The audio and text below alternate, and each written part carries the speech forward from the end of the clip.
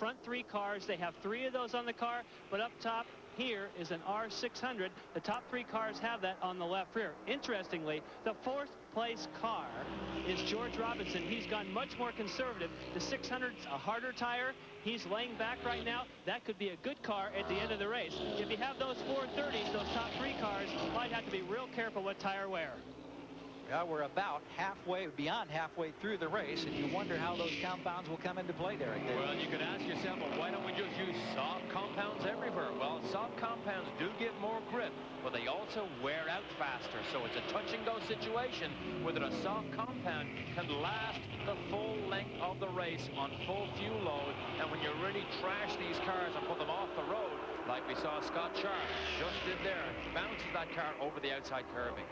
Kicked up a little dust, but he didn't lose maybe more than a car length. But Fellows is the man who really keeps applying the pressure. Now here he comes. This is a battle for the lead, and he just blows by as they sweep into that left-hand corner. Terrific move, perfectly timed by Ron Fellows, who's back on top. Oh, great move. I'm surprised how easily he got that accomplished. He shot down the inside of Jack Baldwin. Baldwin could do nothing about it. He was on the outside line, and I'm really surprised that Fellows got the job done as easily as he did. But it was under heavy braking. Here's a replay under heavy. Now look at Fellows right in behind Baldwin, right up behind him. Shoots down the inside. It's a downhill run here, but now look how fast he goes by under braking. That was a bit of a surprise. Maybe Baldwin knew it was already gone, the position was over, and he let him go on through. But a great move at this stage of the race for Ron Fellows. And that particular lap where that move was made is the fastest lap that's been run thus far in the competition. We get a look at the Fellows crew. Tom Gloy, of course, who owns the car. We heard from him earlier. That was 2 minutes 14 and a fraction seconds on that lap for Fellows, who is the fastest lap of the race. He now also is back in the race lead. Baldwin continues to run in the number 2 spot. His teammate Sharp is 3rd. Robinson is 4th. And now Tommy, we're watching the leaders. It's Fellows on top. Scott Sharp is closed up now on Jack Baldwin. They continue to run virtually nose to tail with 7 laps remaining. We're keeping an eye on the rest of the field. You can see that Tommy Archer has moved up to 5th. Jim Deerhog 6th. Anderson, Dingman, Ruhlman down the line. Walter Payton in the top 10 for the 3rd time this year. Chevrolet today with an opportunity to clinch the 1992 Manufacturers Championship. Looking strong, but it's a Mustang who has the overall lead, driven by Ron Fellows. Now, we mentioned that Manufacturers Championship. Let's get an update from Jan Beekes again in the pits. Well, Gary, we talk about manufacturers, but it's interesting, the top 5 cars, although they're different manufacturers, the exact same Riley and Scott chassis. So when we talk manufacturers, the engine and the body style that makes the difference, but all atop the very same chassis. Gary? We've got a car off course. Brumder in the 01 car. John Brumder has come sliding off in a lot of smoke and steam. Was running in 13th position. Don't know if he's going to be able to get restarted or not, but John Brumder has found a place off the racing surface. The netting goes up. No question, his day is done. It was a 5-car battle. Now it's a 3-car battle with Fellows setting the pace. George Robinson is still 4th. Tommy Archer is 5th to complete your top 5, but they're not in contending positions with the leaders. And of course, we're focusing our attention right now on these 3 men as they continue to pass some of the slower members of the field. And if anybody bobbles or makes a mistake, you know you're going to get gobbled up. This is where the outbraking happens. This is where they might make an attempt. Look at Scott Sharp. Has a little look down the inside and says, no, not ready to do it this time. Tucks right back. Now, if that was the last lap, do you think he'd have poked the nose in deeper? Oh, you have nothing to lose then, but it's too much to lose now if you don't quite get it done. Remember, when you come down the inside, the line to turn into the corner gets much, much sharper. I think we also have to remember, too, Scott Sharp has spun in the last lap of, I believe, the last 2 races. That's right. The last race at Quebec, it was Sharp and Fellows who spun out on the last lap. Baldwin got the win. And speaking of spinners, here's one now.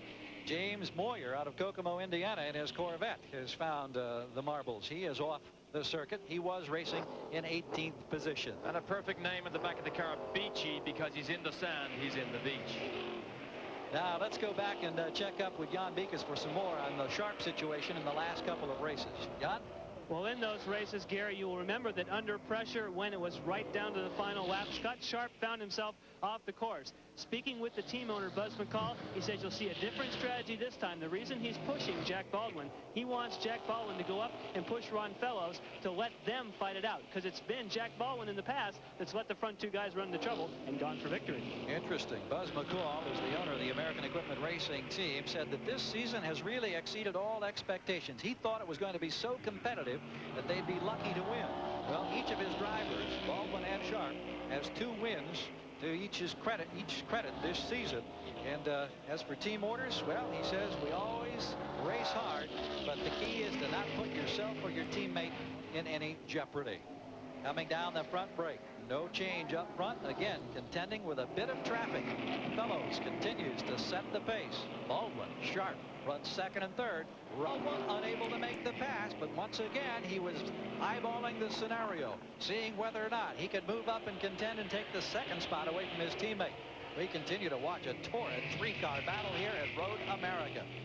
And Ron Fellows does not have an easy time with this, because Jack Baldwin set the fastest lap of the race about 3 laps ago at a 2:13.9. So Baldwin very much has the speed, but he can't quite get past. But look at this down the inside. But look what Fellows does. He moves to the middle, makes sure Baldwin doesn't want to come down the inside. Then he moves wide and goes through station 5. These 3 cars 8 seconds now in front of the 4th place car of George Robinson. Tommy Archer rounds out the top 5, but the focus solely on these 3 men. They've been virtually nose to tail. Lee Morris calling the shots for Ford, and they have committed to a factory Trans Am effort next year. Here's Bill Bartelt. What a day he's had at car number 92. He's gotten himself a lot of TV exposure the tough way, because 3 times we've seen him off course, but every time he's been able to get back on and keep it going.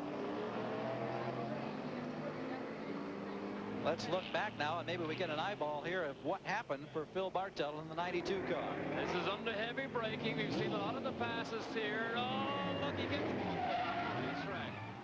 That's Jay Valentine right behind him in the 54 car may have made the contact, and Bartelt with a bit of a nudge now gets it squared back around. Difficult way to get television time, but it works. Well, we were talking about the Ford and the fact that they will have a factory effort in Trans Am next year, we are told.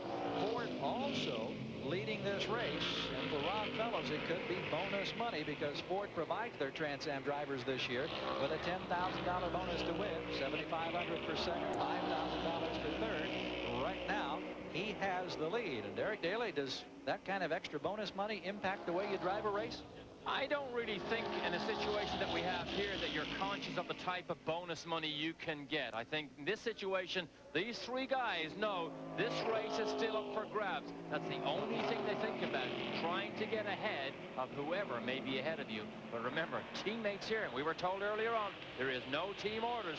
Just don't take each other off the road. And look at Sharp has another little peek down the inside, but he's not close enough. But you can't help but wonder, is it going to happen again? The last 2 races, it's happened on the last lap. The leaders have ended up spinning off course, and somebody has inherited the top spot. Right now, they're lapping 10th place Walter Payton. Payton in the top 10. Right now, his mirror is